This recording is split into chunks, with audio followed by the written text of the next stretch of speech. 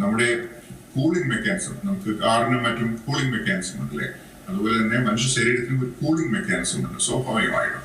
അപ്പൊ ഈ cooling mechanism പ്രധാനമായും വിയർപ്പ് മൂലമാണ്. വിയർപ്പ് നമ്മുടെ ശരീരം വിയർക്കുന്നതനുസരിച്ചിട്ട് വിയർപ്പ് ബാഷ്പീകരിച്ച് ഇവാപറേറ്റ് ചെയ്ത് നമ്മുടെ ചർമ്മം കൂളാവുകയും അങ്ങനെ നമുക്ക് നമ്മുടെ ശരീരത്തിന് ഒരു ആശ്വാസം ലഭിക്കുകയും ചെയ്യുന്നു.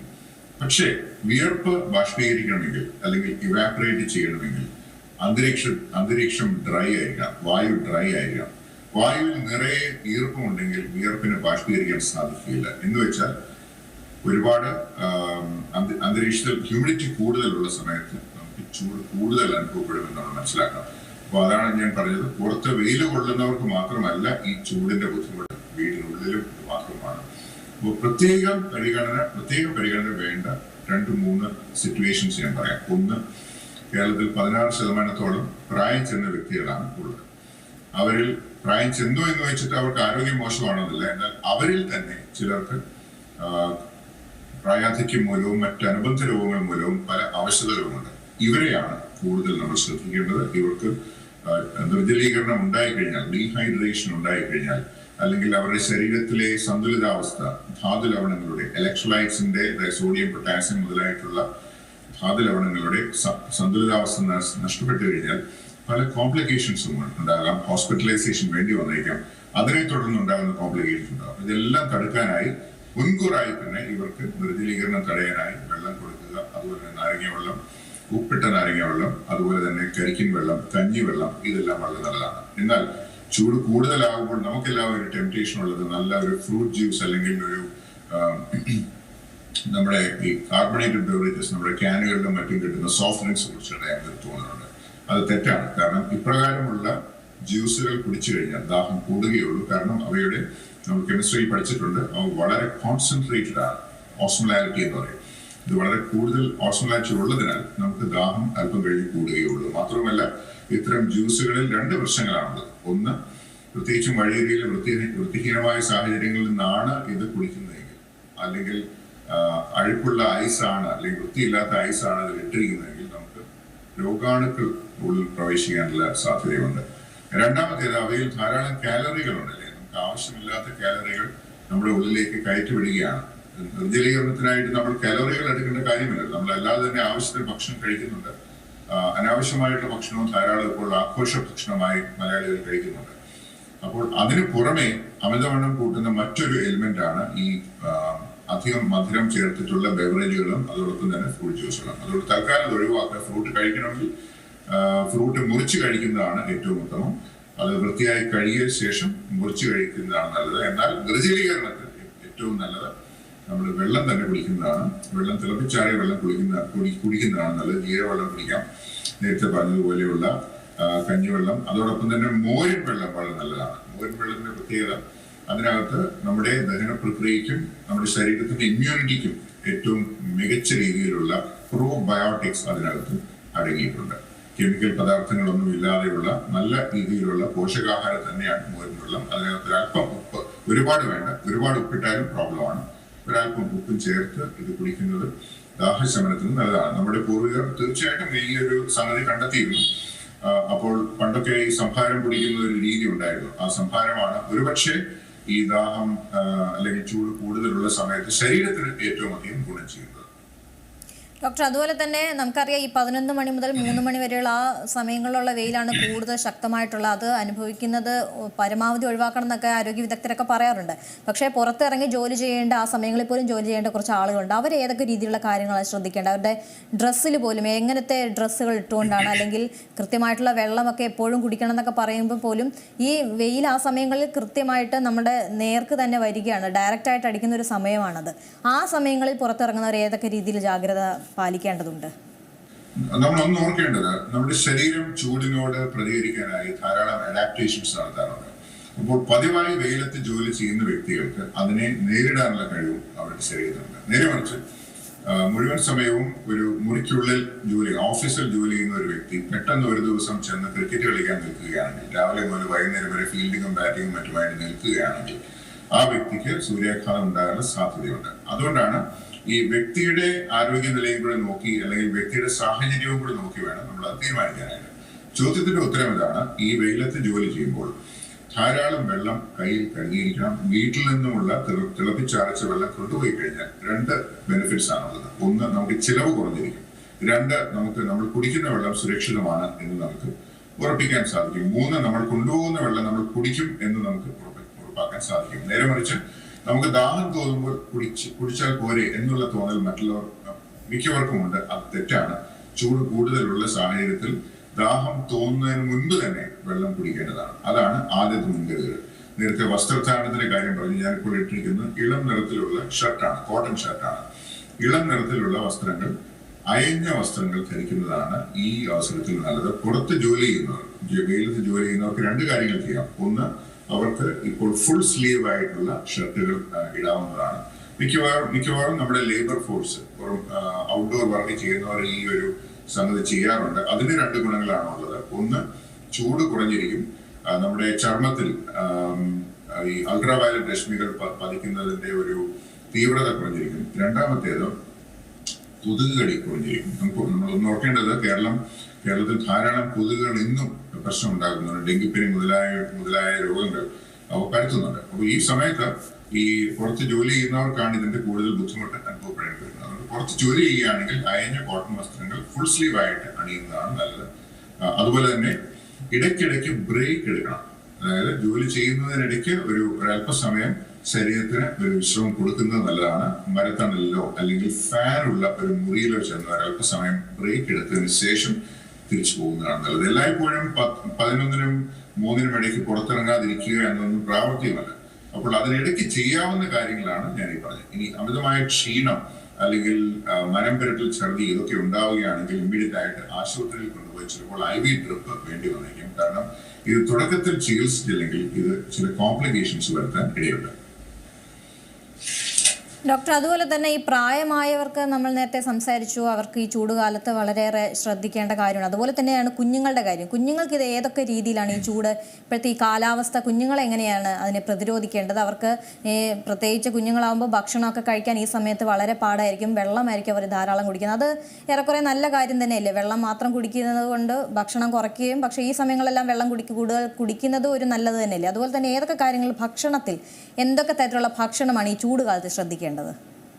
കുഞ്ഞുങ്ങളുടെ കാര്യം എടുത്തു പറയേണ്ടതുണ്ട്. നേരത്തെ ഞാൻ പറഞ്ഞു, പ്രായമായവർ, പ്രത്യേകിച്ചും ഓർമ്മക്കുറവുള്ളവർ, അല്ലെങ്കിൽ ഏറെ വാർദ്ധക്യത്തിലേക്ക് കാലൂന്നിയിരിക്കുന്നവർ, അനുബന്ധ രോഗങ്ങളുള്ളവർ, നടക്കാൻ ബുദ്ധിമുട്ടുള്ളവർ, കിടപ്പ് രോഗികൾ, ഇവർക്കെല്ലാം പ്രത്യേക പരിഗണന കൊടുക്കേണ്ടതുപോലെ തന്നെ ചെറിയ കുഞ്ഞുങ്ങൾക്കും നമ്മൾ അതേ പരിഗണന കൊടുക്കണം. അതിന് രണ്ട് കാരണങ്ങളാണുള്ളത്. ഒന്ന്, കുഞ്ഞുങ്ങൾക്ക്, പ്രത്യേകിച്ചും ചെറിയ കുഞ്ഞുങ്ങൾക്ക് എനിക്ക് ദാഹമുണ്ട്, എനിക്ക് വെള്ളം കുടിക്കണം എന്ന് പറയാനോ മനസ്സിലാക്കാനോ ഉള്ള കഴിവില്ല. അതുകൊണ്ട് നമ്മൾ രക്ഷിതാക്കളാണ് അവർക്ക് ഈ കാര്യങ്ങൾ മുൻകൂറായിട്ട് ചെയ്തു കൊടുക്കേണ്ടത്.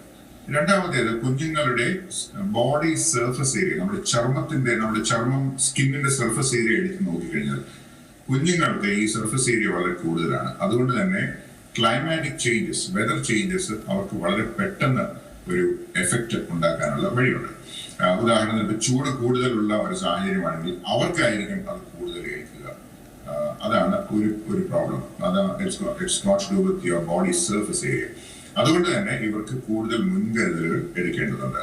ഭക്ഷണത്തെക്കാൾ കൂടുതൽ ഈ സമയത്ത് അവർക്ക് ഊന്നൽ കൊടുക്കേണ്ടത് ഈ നേരത്തെ പറഞ്ഞ രീതിയിലുള്ള, അവർക്ക് ഇഷ്ടമുള്ള അല്ലെങ്കിൽ അവർക്ക് അവർ കുടിക്കാൻ കൂടുതൽ താല്പര്യം കാണിക്കുന്ന രീതിയിലുള്ള ബെവറേജസ് കൊടുക്കുക എന്നുള്ളതാണ്. സോഫ്റ്റ് ഡ്രിങ്ക്സിന്റെ കാര്യമല്ല. കുഞ്ഞുങ്ങൾക്ക് കഴിവതും സോഫ്റ്റ് ഡ്രിങ്ക്സ് കൊടുക്കാതിരിക്കുക. കാരണം ചൈൽഡ്ഹുഡ് ഒബീസിറ്റിയും ഡയബറ്റീസും മറ്റുമൊക്കെ വന്നുകൊണ്ടിരിക്കുന്ന ഒരു കാലഘട്ടമാണ്. അതുകൊണ്ട് ചൂടാണെങ്കിലും അല്ലെങ്കിലും കുട്ടികൾക്ക് സോഫ്റ്റ് ഡ്രിങ്ക്സ് കൊടുക്കാതിരിക്കുക.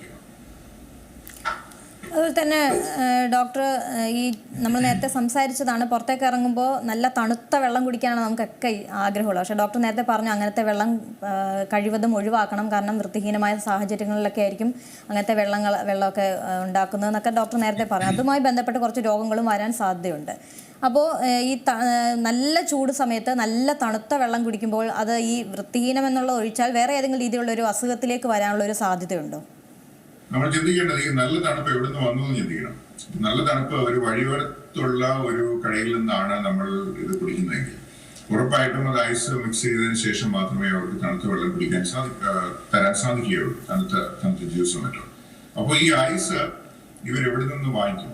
ഈ ഐസ് ഉണ്ടാക്കുന്നവർ ഏതുതരം ജലമാണ് ഈ ഐസ് ഉണ്ടാക്കാൻ ഉപയോഗിക്കുക, ഇങ്ങനെയുള്ള കാര്യങ്ങളൊന്നും നമുക്ക് അന്വേഷിച്ച് കണ്ടെത്താൻ സാധിക്കില്ല. അതുകൊണ്ട് ഇങ്ങനെ ഒരു സാഹചര്യം വരികയാണെങ്കിൽ നമ്മൾ ചെയ്യേണ്ടത് ഐസ് ഇടാതെ അത് വാങ്ങിച്ചു കുടിക്കുക. പഞ്ചസാര അധികം പഞ്ചസാര ഇടാതെ തന്നെ പഴച്ചാറ് വാങ്ങിച്ചു കുടിച്ചു കഴിഞ്ഞാൽ ഒരു പരിധിവരെ നമുക്ക് ഈ പ്രോബ്ലം ഒഴിവാക്കാൻ സാധിക്കും. ഇനി ഫുഡ് പോയ്സണിംഗെ പറ്റി നിരവധി പ്രോഗ്രാംസ് നടത്തിയിട്ടുണ്ട്. കഴിഞ്ഞ ദിവസവും ഇങ്ങനെ ഒരു സംഭവം ഉണ്ടായതായി അറിയുന്നു. അപ്പോൾ ഈ ഉഷ്ണകാലത്ത് ഫുഡ് പോയ്സണിങ്ങിനുള്ള സാധ്യത കൂടുതലാണ്. എന്തെന്നാൽ ഈ ചൂടിന്റെ ആധിക്യം തന്നെ. കാരണം ബാക്ടീരിയകൾ ഏറ്റവും അധികം ഇഷ്ടപ്പെടുന്ന ടെമ്പറേച്ചറാണ് ഈ ഒരു 30 ഡിഗ്രിയുടെ അടുത്ത് നിന്നു കഴിഞ്ഞാൽ അവർ വളരെ സന്തുഷ്ടരാണ്. അവർക്ക് ഈ പ്രജനനം നടത്താനും കൂടുതൽ ബാക്ടീരിയകൾ ഉണ്ടായി വരാനുമുള്ള നല്ലൊരു ടെമ്പറേച്ചറാണ്. നേരെ മറിച്ച് ഒരു 20 ഡിഗ്രീസിന് താഴെയാണെങ്കിൽ അവയ്ക്ക് ഒരു മന്ദതയാണ്. അതുകൊണ്ട് തന്നെ ബാക്ടീരിയകൾക്ക് മൾട്ടിപ്ലൈ ചെയ്യാനുള്ള ഒരു സാഹചര്യം. 2 ഈച്ചകൾ ധാരാളമുള്ള ഒരു പ്രദേശമാണ് നമ്മുടേത്. അപ്പോൾ ഈച്ചകൾ ദൂരസ്ഥലത്തുണ്ട്. നമ്മൾ കഴിക്കുന്ന ഫുഡ് നമ്മുടെ നമുക്ക് ജ്യൂസ് തരുന്ന സ്ഥലം അല്ലെങ്കിൽ ഭക്ഷണശാല ക്ലീൻ ആണെന്ന് തോന്നുന്നെങ്കിലും അവിടെ ദൂരസ്ഥലത്ത് നിന്നും അല്ലെങ്കിൽ തൊട്ടടുത്തുള്ള മലിനമായ പ്രദേശങ്ങളിൽ നിന്നും ഈച്ചകൾ വന്നിരിക്കാനുള്ള സാധ്യതയുണ്ട്. ഈ ഈച്ചകൾ ടൈഫോയിഡ് പരത്താറുണ്ട്. ടൈഫോയിഡ് ബാക്ടീരിയ, അതുപോലെ തന്നെ ഈ വയറുകടി എന്ന് വിളിക്കുന്ന ഡിസെൻട്രി, അതിന്റെ ബാക്ടീരിയകൾ ഇവ പരത്താറുണ്ട്. ജോണ്ടിസ് എന്ന് വിളിക്കുന്ന മഞ്ഞപ്പിത്തം അല്ലെങ്കിൽ ഹെപ്പറ്റൈറ്റിസ് എ, ഇതിന്റെ വൈറസുകൾ ഇവ പരത്താറുണ്ട്. അതുകൊണ്ട് തന്നെ പ്രത്യക്ഷത്തിൽ അത് ക്ലീൻ ആണെന്ന് തോന്നിയാൽ പോലും നമ്മൾ ഓർക്കേണ്ടത് അത് ഉണ്ടാക്കുന്ന സാഹചര്യത്തിൽ പല പ്രശ്നങ്ങളും ഉണ്ടാകാനിടയുണ്ട്. അതുകൊണ്ട് ഇപ്രകാരമുള്ള രോഗങ്ങൾ തടയാനുള്ള ഒരു മാർഗം കയ്യിൽ വെള്ളം കരുതുക എന്നുള്ളത് തന്നെയാണ്. തീർച്ചയായിട്ടും നല്ല രീതിയിൽ ഭക്ഷണം പാകം ചെയ്യുകയും ഫ്രൂട്ട് ജ്യൂസ് ഉണ്ടാക്കുകയും ചെയ്യുന്ന ബിസിനസ്സുകൾ ഉണ്ട് എന്ന് ഞാൻ മനസ്സിലാക്കുന്നുണ്ട്. എങ്കിലും ഞാൻ പറഞ്ഞത് ഒരു വ്യക്തിയുടെ സാഹചര്യത്തിലാണ്. നമ്മൾ പുറത്തേക്ക് പോവുകയാണെങ്കിൽ ഒരു അല്പം മുൻകരുതലുണ്ടെങ്കിൽ പണവും ലാഭിക്കാം, നമ്മുടെ ആരോഗ്യവും സൂക്ഷിക്കാം. അതുപോലെ തന്നെ പുറത്തു പോയി വന്നു കഴിഞ്ഞാൽ, ഏതെങ്കിലും പൊതുസ്ഥലത്ത് പോയി വന്നു കഴിഞ്ഞാൽ കൈ കഴുകുന്നത് വളരെ ഉത്തമമായിട്ടുള്ള ഒരു സംഗതിയാണ്. എന്തെന്നാൽ പല രോഗാണുക്കളും നമ്മുടെ ശരീരത്തിനുള്ളിൽ പ്രവേശിക്കുന്നത്, 1 നമ്മൾ ഭക്ഷണം കഴിക്കുമ്പോൾ, 2 നമ്മുടെ കൈകളിലൂടെയാണ്. നമ്മൾ പൊതുവെ കൈ ഉപയോഗിച്ചാണ് നമ്മൾ ഭക്ഷണം കഴിക്കാറുള്ളത്. ഇപ്പോൾ വിദേശത്തുള്ളവർ സാധാരണ കത്തിയും മുള്ളുമാണെങ്കിൽ നമ്മൾ മലയാളികൾ കൈ കൊണ്ടാണ് എല്ലാ ഭക്ഷണവും കഴിക്കാറുള്ളത്. അതുകൊണ്ട് തന്നെ കയ്യിൽ എന്തെങ്കിലും രോഗാണുക്കൾ ഉണ്ടെങ്കിൽ വളരെ എളുപ്പം നമ്മുടെ ഉള്ളിലേക്ക് കടന്നു ചെല്ലാൻ ഇടയാകുന്നുണ്ട്. അതുകൊണ്ട് തന്നെ ഭക്ഷണം കഴിക്കുന്നതിന് നിർബന്ധമായും സോപ്പ് ഉപയോഗിച്ച് വിശദമായി കൈ കഴുകിയതിനു ശേഷം ഭക്ഷണം കഴിച്ചു കഴിഞ്ഞാൽ വളരെയധികം രോഗങ്ങളെ നമുക്ക് ചെറുക്കാൻ സാധിക്കും. ഇനി രണ്ടാമത്തേത് ഈ ചെങ്കണ്ണാണ്. കൺജങ്ക്റ്റിവൈറ്റിസ് എന്ന് പറയുന്ന ഈ ഒരു കണ്ണ് ചുവക്കുന്ന ഒരു രോഗമാണ്. എല്ലാവർക്കും അതറിയാം. പണ്ടൊക്കെ നമ്മൾ കുട്ടികളായിരുന്നപ്പോൾ കേട്ടുന്നത് ഈ ചെങ്കണ്ണുള്ള ആളെ നോക്കിക്കഴിഞ്ഞാൽ നമുക്ക് ചെങ്കണ്ണ് വരും എന്നുള്ളതാണ്. അത് തെറ്റാണ്. അങ്ങനെ ഒരു തെറ്റിദ്ധാരണ നിലവിലുണ്ടായിരുന്നു. ഇതിപ്പോൾ ചെങ്കണ്ണുണ്ടാകുന്നത് ഒരു വൈറസാണ്. ഈ വൈറസ് ഈ ചെങ്കണ്ണുള്ള വ്യക്തിയുടെ കയ്യിൽ നിന്ന് കണ്ണ് ഞെരടുമ്പോഴേക്കും അല്ലെങ്കിൽ അല്ലാതെയോ കണ്ണിന്റെ സെക്രീഷൻസോ മറ്റോ കയ്യിൽ പറ്റിയിരിക്കുകയും ഈ വ്യക്തിയുമായി സമ്പർക്കം ഉണ്ടാകുന്ന പ്രതലങ്ങളിലോ അല്ലെങ്കിൽ നമ്മൾ ഒരാൾക്ക് കൈ കൊടുക്കുകയോ മറ്റോ ചെയ്തു കഴിഞ്ഞാൽ ഈ വൈറസുകൾ നമ്മുടെ കയ്യിൽ പറ്റുകയും അല്ലെങ്കിൽ പൊതുസ്ഥലത്ത് നമ്മൾ പോകുമ്പോൾ അവിടെ ഇപ്രകാരമുള്ള സ്രവങ്ങൾ പറ്റിയിരിക്കുന്നുണ്ടെങ്കിൽ അവയിൽ നിന്ന് നമുക്ക് രോഗബാധ ഉണ്ടാകാൻ ഇടയുണ്ട്. അതുകൊണ്ടാണ് പറയുന്നത് കൈ കഴുകുന്നത് കേട്ടാൽ വലിയ ഒരു ഗ്ലാമർ ഇല്ലാത്തൊരു സംഗതിയാണെങ്കിലും ഇൻഫെക്ഷൻ കൺട്രോളിൽ ഇത്രയും ഉത്തമമായിട്ടുള്ള ഒരു സംഗതി ഇല്ല എന്ന് പറയേണ്ടി. ഡോക്ടർ, ഞാൻ രോഗങ്ങളെക്കുറിച്ച് ചോദിക്കാൻ വരികയായിരുന്നു. ഇപ്പോൾ ഈ ചെങ്കണ്ണ് പോലുള്ള രോഗമൊക്കെ ഈ സമയങ്ങളൊക്കെ കൂടുതലായിരിക്കും. ഈ ചൂട് കൂടുമ്പോൾ നമുക്ക് മഴക്കാലത്ത് നല്ല പനി വരുന്നു എന്നൊക്കെ പറയുന്നത് പോലെ ഈ ചൂട് കാലത്ത് ഏറ്റവും കൂടുതലായിട്ട് വരുന്നൊരു രോഗം എന്താണ്? ആളുകളിൽ കാണുന്നൊരു രോഗം ഇപ്പോൾ ഏത് തരത്തിലുള്ള രോഗങ്ങളാണ്? സാംക്രമിക രോഗങ്ങളുടെ കണക്കാണ് പറയുന്നതെങ്കിൽ ഡെങ്കിപ്പനി വളരെ കൂടുതലുണ്ട്. കാരണം ഡെങ്കിപ്പനി നമ്മുടെ കൊതുകുകൾ, ഈ ഡെങ്കിപ്പനി പരത്തുന്ന ഈഡിസ് എന്ന് വിളിക്കുന്ന ടൈഗർ മൊസ്കിറ്റോയാണ്. അതിന്റെ ശരീരം നോക്കിക്കഴിഞ്ഞാൽ അതിന് കറുപ്പും വെള്ളയുമായിട്ടുള്ള സ്ട്രൈപ്സ് ഉണ്ട്. ഏകദേശം സീബ്രയുടെ സ്ട്രൈപ്സ് പോലെയുള്ള കൊതുകുകളാണ്. ഇവ ഡേ ബൈറ്റിംഗ് മൊസ്കിറ്റോസ് ആണ്. അതുകൊണ്ടാണ് ഈ നേരത്തെ പറഞ്ഞത് പുറത്ത് ജോലി ചെയ്യുന്ന വ്യക്തികൾ, കൺസ്ട്രക്ഷൻ സൈറ്റുകളിലും മറ്റുമാണ് ഇവ ധാരാളം കണ്ടുവരുന്നത്. മഴയില്ലെങ്കിൽ പോലും കൺസ്ട്രക്ഷൻസ്, നമ്മുടെ കേരളത്തിൽ ധാരാളം കൺസ്ട്രക്ഷൻ നടക്കുന്ന സമയമാണ്. കൺസ്ട്രക്ഷൻ സൈറ്റുകളിൽ അവിടെ വെള്ളക്കെട്ടുകൾ ഉണ്ടാവും. അതിനിടയിലെല്ലാം ഈ കൊതുകുകൾ ഉണ്ടാവും.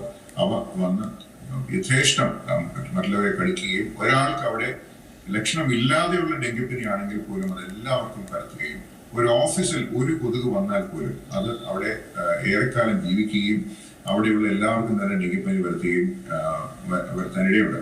അപ്പൊ അതിൽ കൊതുകിന്റെ നിർമ്മാർജ്ജന പ്രവർത്തനങ്ങളിൽ നമ്മൾ വളരെയധികം ശ്രദ്ധിക്കണം. അതൊന്ന്. രണ്ടാമത്തേത് ഞാൻ പറഞ്ഞതുപോലെയുള്ള ഹെപ്പറ്റൈറ്റിസ് എ, ജോണ്ടിസ് എന്നുള്ളതാണ്. പ്രത്യേകിച്ചും കേരളത്തിന്റെ കിഴക്കൻ മേഖലയിലാണ് കൂടുതലും ഇത് കണ്ടുവരുന്നത്. ഇത് വെള്ളത്തിൽ കൂടി പകരുന്ന ഒരു വൈറസ് ആണ്. അത് ഒരു അപകടകാരിയായിട്ടുള്ള വൈറസ് അല്ലെങ്കിൽ മഞ്ഞപ്പിത്തം ഉണ്ടാവുകയും അതിനെ തുടർന്നുള്ള പ്രശ്നങ്ങൾ ഉണ്ടാവുകയും ചെയ്യുന്നു. മിക്കവർക്കും തന്നെ ഇത് മരുന്ന് കൂടാതെ തന്നെ മാറുന്ന തരത്തിലുള്ള മഞ്ഞപ്പിത്തമാണ്. എന്നാൽ മഞ്ഞപ്പിത്തം പല തരത്തിലുള്ള മഞ്ഞപ്പിത്തം ഉള്ളതിനാൽ ഇതിന് ഇൻവെസ്റ്റിഗേഷൻസും മറ്റും വേണ്ടിവരും, അതിന് ചെലവ് വരും, ആശുപത്രിയിൽ പോകേണ്ടി വരും. ഇതെല്ലാം നമുക്ക് ഒഴിവാക്കാവുന്നതാണ്. മൂന്നാമത്തേത് ഈ ഡയറിയൽ ഡിസീസസ് ആണ്, വയറിളക്ക രോഗങ്ങൾ. അത് പല വൈറസുകൾ മൂലവും, നോറോ വൈറസ് പോലെയുള്ള വൈറസുകൾ മൂലവും, അതുപോലെ തന്നെ ധാരാളം ബാക്ടീരിയകൾ, ടൈഫോയിഡ് ബാക്ടീരിയ, അതുപോലെ തന്നെ മറ്റേ ഡിസെൻട്രി ഉണ്ടാക്കുന്ന ഷിഗല്ല ബാക്ടീരിയ, ഇതെല്ലാം ഡയറിയൽ ഡിസീസസ് ഉണ്ടാക്കാറുണ്ട്. ഇപ്രകാരമുള്ള രോഗങ്ങളാണ് നേരത്തെ പറഞ്ഞ കൺജങ്ക്റ്റിവൈറ്റിസ് അടക്കം, ചിക്കൻ പോക്സ്, ഇങ്ങനെയുള്ള രോഗങ്ങളാണ് ഈ വേനൽക്കാലത്ത് കൂടുതൽ കണ്ടുവരുന്നത്. വളരെ നന്ദി ഡോക്ടർ. ഈ ചൂട് കാലത്ത് നമ്മൾ പാലിക്കേണ്ട ചില ജാഗ്രതാ നിർദ്ദേശങ്ങളാണ് ഡോക്ടർ രാജു ജയദേവൻ നമുക്ക് പറഞ്ഞു തന്നത്. പുറത്ത് ജോലി ചെയ്യുന്നവരായാലും അകത്ത് തന്നെ ഇരുന്ന് ജോലി ചെയ്യുന്നവർക്കായാലും വലിയ രീതിയിലുള്ള ചൂട് ഇപ്പോൾ കുറച്ച് ദിവസങ്ങളായിട്ട് കേരളത്തിലുണ്ട്. ഇതുവരെ ഉണ്ടായിരുന്ന കഴിഞ്ഞ വർഷങ്ങളിലേക്കാളും കൂടുതൽ വലിയ രീതിയിലുള്ള ചൂടാണ് ഇപ്പോൾ അനുഭവപ്പെടുന്നത്. കൃത്യമായ രീതിയിൽ ജാഗ്രത പാലിച്ച് തന്നെ മുന്നോട്ട് പോകണം. അസുഖങ്ങളൊന്നും വരാതെ കുഞ്ഞുങ്ങളെയും അതുപോലെ തന്നെ മുതിർന്നവരെയും അസുഖമുള്ളവരെയും എല്ലാം നല്ല രീതിയിൽ തന്നെ പരിപാലിക്കേണ്ട ഒരു സമയം തന്നെയാണിത്. അതിനുള്ള വേണ്ട നിർദ്ദേശങ്ങളാണ് ഡോക്ടർ നൽകിയത്. വളരെ നന്ദി ഡോക്ടർ രാജു ജയദേവൻ ഈ അവസരത്തിൽ പ്രതികരിച്ചതിന്. ഏറ്റവും പുതിയ വാർത്തകളും വിശേഷങ്ങളും വിരൽ തുമ്പിലറിയാൻ സീ മലയാളം ന്യൂസ് എല്ലാ ഡിജിറ്റൽ പ്ലാറ്റ്ഫോമുകളിലും ലഭ്യം.